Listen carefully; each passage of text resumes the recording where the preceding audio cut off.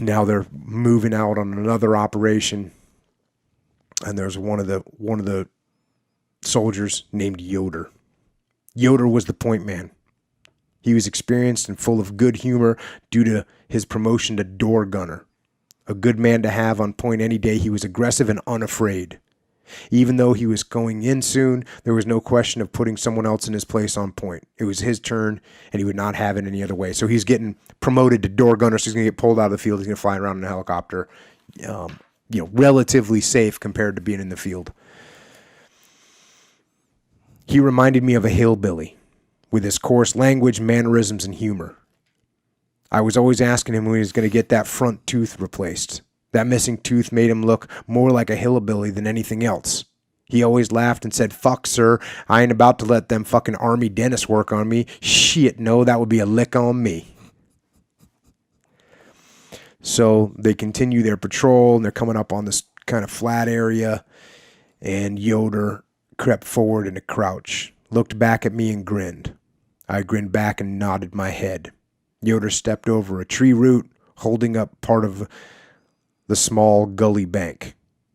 At that moment, all hell broke loose as a Chi-Com machine gun strafed the point element. Yoder was hit in the body and fell forward into the gully. The machine gun acted as a key which triggered a complete ambush. We walked into a classical U-shaped ambush, with the machine gun being at the base of the U. So we used to call this a fire sack when you get ambushed and you're completely surrounded by the enemy. And that's where they are. Starts with this machine gun hitting Yoder and then just breaks out.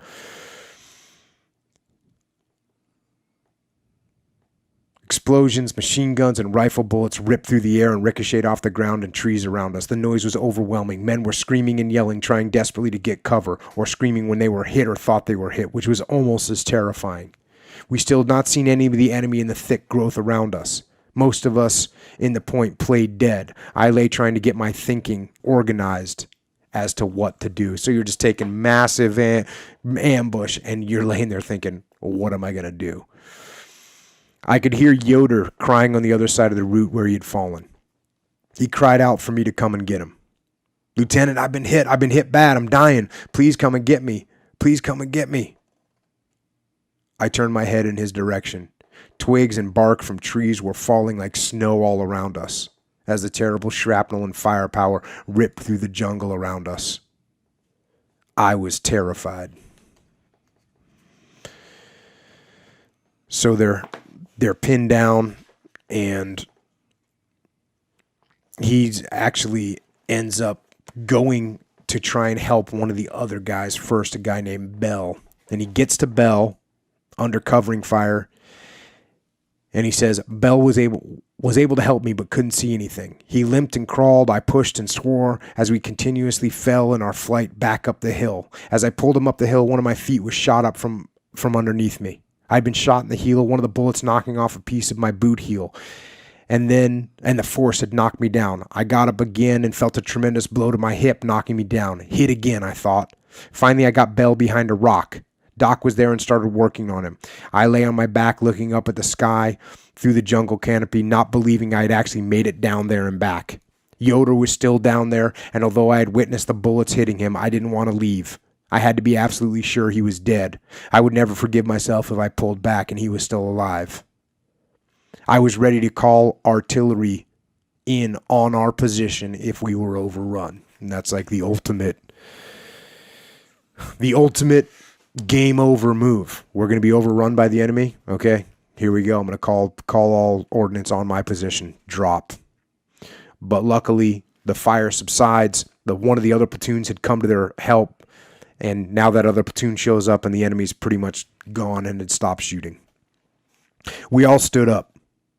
A couple of my men and I ran down to where 3-6's point was standing over Yoder. I leaped over the edge of the gully and stopped at Yoder's body. Kneeling down, I turned his body over.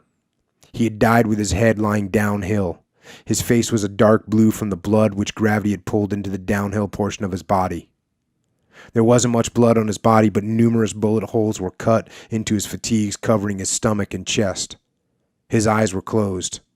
I looked at him for a moment, my thoughts running back to our many conversations in the past. Once we had discussed whether we would go to the aid of one of our fellow soldiers if he was in trouble. I had told him I would always respond to one of my men if they needed help. He had replied it would be a lick on me. I wondered if he had known that I tried to get to him. He was the first man under my command to die. I looked up to see some of my platoon and 3-6's platoon standing over a dink body in the gully. 3-6 had an Indian in his platoon, and I had an Indian in my platoon. They drew their knives and slashed the enemy's body in frustration. This was the only dead dink the men could find. One lousy dink for all that pain and suffering. At least we could take our hate out on that son of a bitch.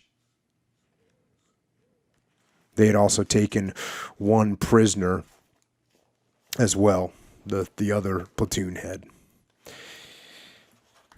And so now he starts thinking. Back to the book. This is it, I thought. I'd been wounded 4 times in battle. I had done my job. Captain Sells had asked after my 3rd wound if I wanted to be sent back. Anyone with 3 wounds was due that. All it took was 2 wounds to get you out of the field. Surely 4 would let me live with myself. What was I trying to prove? But I answered my own question. The men depend on me. It's my job to keep them alive by giving them good leadership and looking after them. They need me. Yeah, but shit. What did I owe myself? I had a wife and 2 little girls who needed me. The $10,000 in insurance money wouldn't do them much good. Where did my duty lie? I was still shaking. I couldn't go through this again. Reluctantly, almost against my will, I started walking toward the captain. Captain? Yes, Fred. You asked once if I wanted to go out of the field, if I'd been wounded a 3rd time? He turned and looked into my face. Yes. Well, would you think I was letting you and my men down if I did? I stammered. No, I wouldn't. You've done your job. I could get you a good job with S2. That's intelligence back in the rear. I think I want out. I don't know if I can do this again. Maybe I can't cut it. That's nonsense.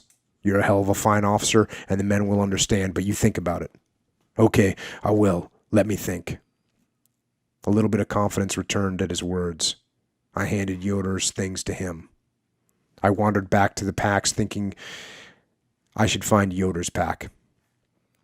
Bell had stood up and was coming toward me when he saw the blindfolded dink.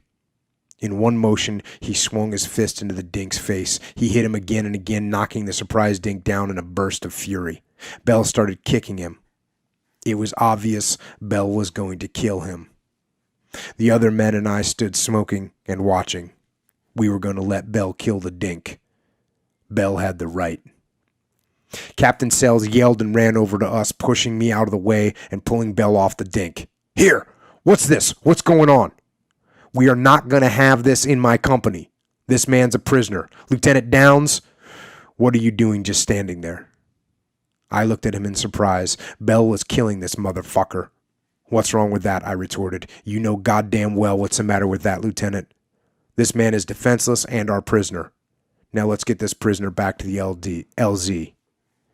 I wanted the dink dead, but the captain was right.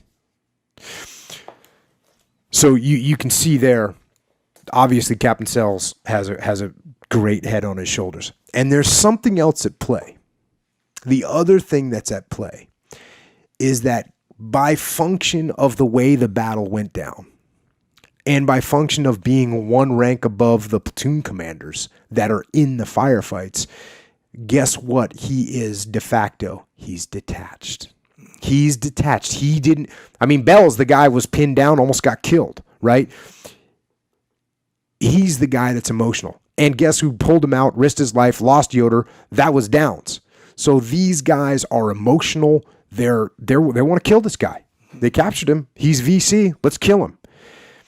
And Captain Sells is detached because he wasn't in that firefight. He wasn't directly there. So he's able to maintain enough mental detachment to make a hard decision, but also hold the line. Mm-hmm. And this is something that, when we go through the My Lai massacre, this could have happened over and over again. This could have happened anywhere along the way. Someone could have said, hey, what are you doing right there? Stop. We don't do that. And that's exactly what Sells does. And I think another thing that's important from a leadership perspective. Also, before I go to that point, you notice that when he's having the personal conversation with Lieutenant Downs, he calls him Fred. But when he's screwing up and he needs to kind of put him in his place, he's Lieutenant Downs. On top of that, from the leadership perspective, from Captain Sells' perspective, he's got to always remember that what is happening, that they are emotional, that they did just lose their buddy. He can't just, be so on the straight and narrow that goes, oh, I'm going to court-martial you. He could court-martial Bell, right? Hey, you abused a prisoner. I'm going to court-martial you. And he doesn't do that because he understands their perspective. And that's why, again, throughout this book, Sells really impresses me as a very squared away, good, solid leader. As does Downs. I mean, Downs, obviously right here, he's emotional and he's lost it. He's crossed the line, right? But all it takes is Sells just telling him, get back over here, buddy. Yeah. You cross the line, come back, and he says, the captain was right. Yeah. So that's all it took. Just a little snap, just to get him to detach a little bit from the emotions and move away from the darkness.